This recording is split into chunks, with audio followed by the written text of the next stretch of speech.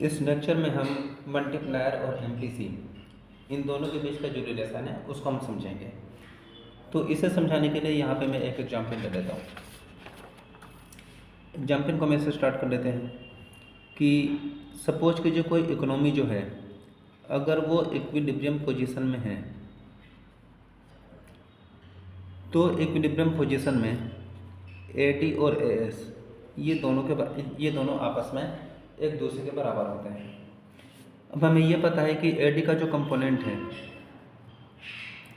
AD का component C plus आई होता है और जो एग्रीगेट सप्लाई है उसको हम वाई से डिनोट करते हैं। जो इनकम है वो उसके बराबर होती है, तो एग्रीगेट सप्लाई की जगह वाई रखा जा सकता है।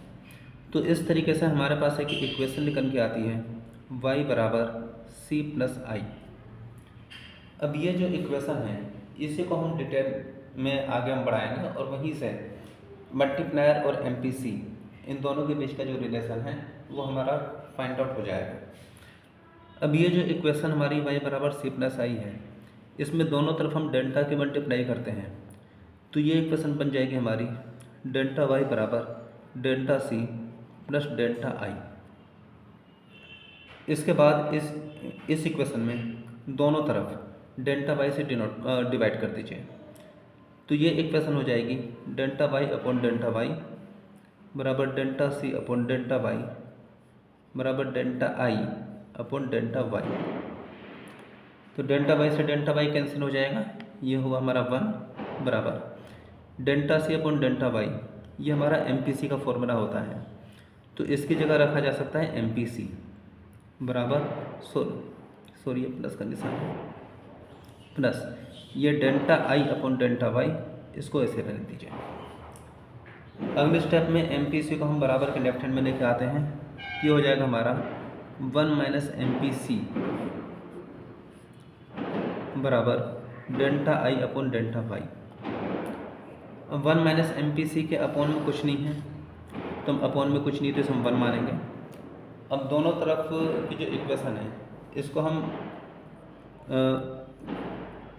कन्वर्ट कर देते हैं, तो 1 minus M P C upon 1 इसको अगर पलट दिया जाए तो ये हो जाएगा हमारा 1 upon 1 minus M P C, और delta I upon delta Y को अगर पलट दिया जाए तो ये हो जाएगा हमारा delta Y upon delta I. तो बराबर के दोनों तरफ के हिस्सों को हमने पलट दिया। अगले स्टेप में यह रहा हमारा 1 upon 1 minus M P C बराबर delta Y upon delta I. ये हमारा मल्टीप्लायर का फॉर्मूला है, तो इसकी जगह लिखा जा सकता है के।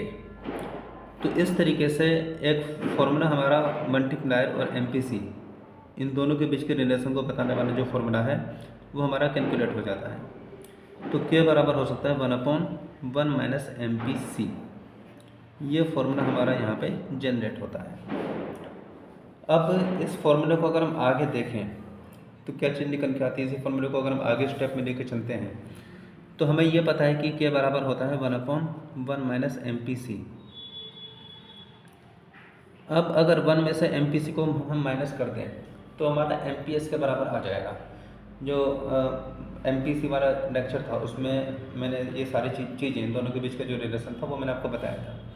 तो 1 माइनस एम पी सी की जगह लिखा जा सकता है एम पी एस, तो के बराबर हो जाएगा 1 अपॉन एम पी एस, क्योंकि 1 माइनस एम पी सी ये हमारा एम पी एस के बराबर होता है। तो ये के का एक दूसरा फॉर्मूला जनरेट हो जाता है, के बराबर 1 माइनस एम पी एस। और इसके साथ ही मल्टीप्लायर का एक अपना फॉर्मूला है के बराबर delta Y upon delta I. तो इस तरीके से जो मल्टीप्लायर है उसके 3 फॉर्मूले हमारे पास हो जाते हैं। तो इसी चीज़ को अगर हम सिस्टमेटिकली समझें तो मल्टीप्लायर के 3 फॉर्मूले हैं जो न्यूमेरिकल की सिचुएशन के अकॉर्डिंग आपको जहाँ पे जिस तरीके की कंडीशन हो उसको हम यूज कर सकते हैं।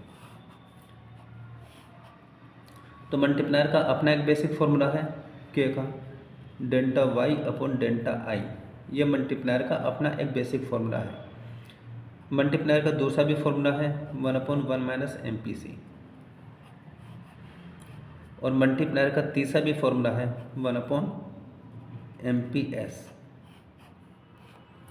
तो इस तरीके से मल्टीप्लायर के 3 फॉर्मूले हमारे सामने आते हैं। अब जहाँ पे न्यूमेरिकल में जैसे जो भी इंफॉर्मेशन दी हो उसके अकॉर्डिंग हम मल्टीप्लायर के फॉर्मूले को यूज कर सकते हैं।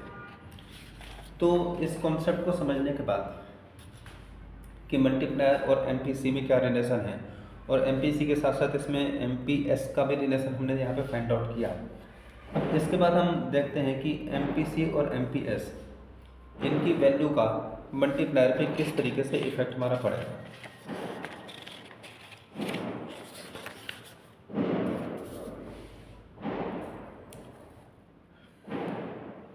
तो सबसे पहले इसमें देखते हैं कि मल्टीप्लायर और एमपीसी इन दोनों की सिचुएशन क्या है।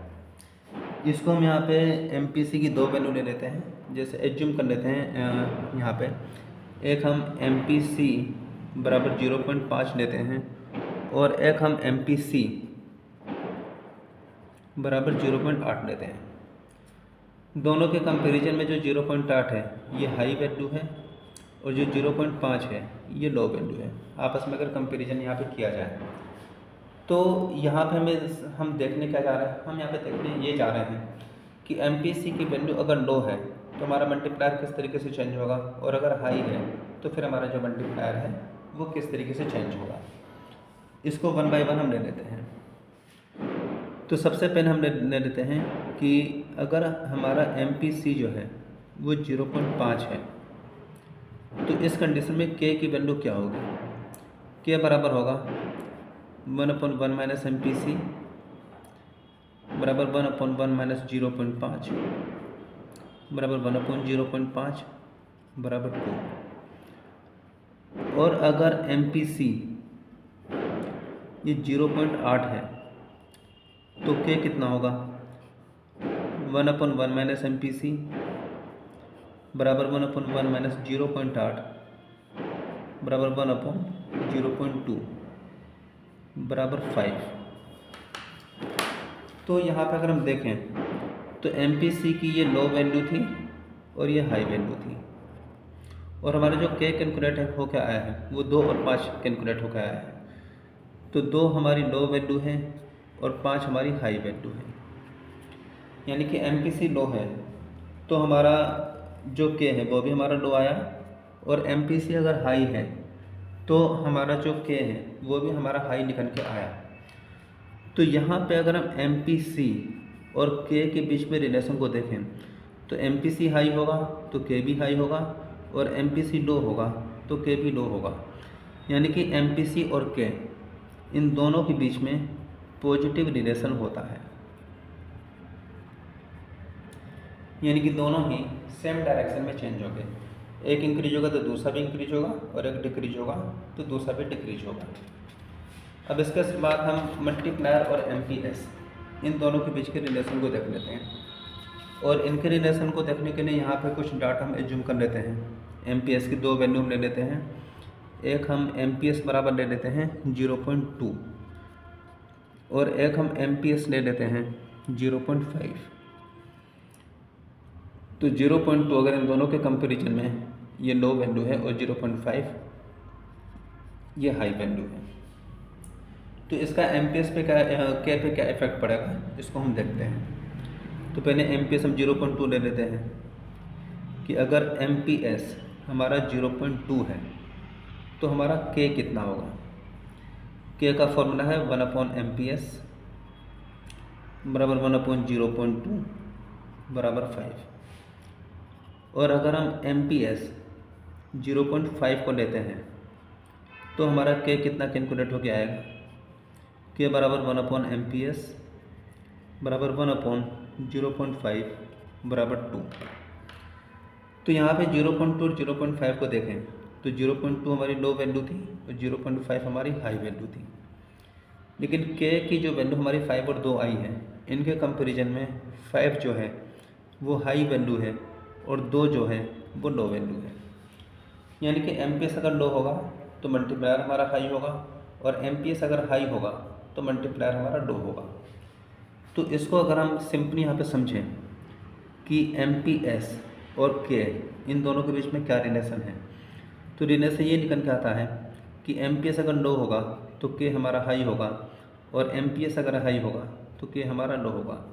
यानी दोनों अपोजिट डायरेक्शन में चेंज हो रहे हैं, एक नीचे जा रहा है तो दूसरा ऊपर जा रहा है, और पहला ऊपर जा रहा है तो दूसरा नीचे आ रहा है, यानी कि इन दोनों के बीच में निगेटिव रिलेशन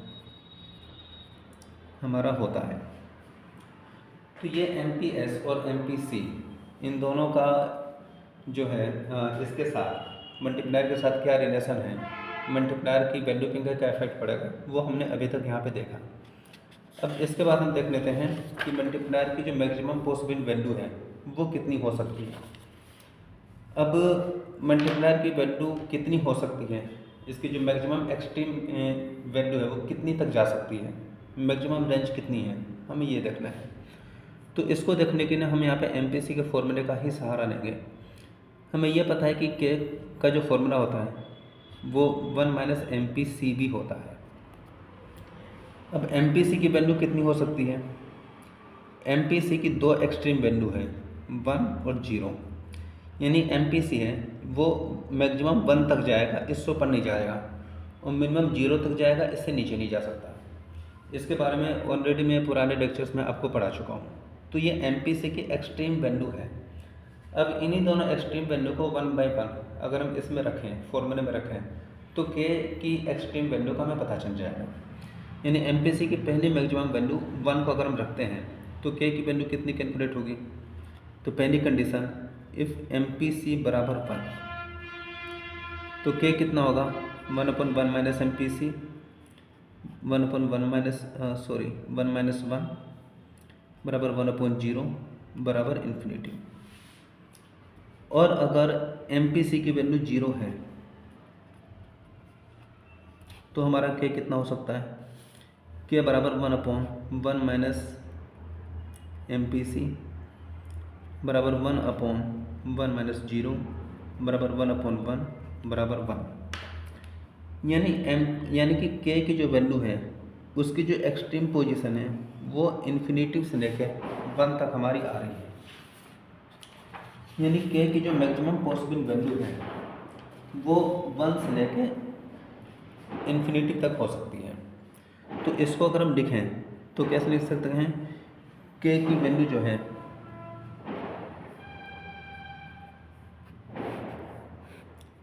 तो ये जो है ये K की रेंज को बता रहा है कि K की जो रेंज है वो 1 और इन्फिनिटी इन दोनों के बीच में हो सकती है, 1 और इन्फिनिटी को शामिल करते हुए।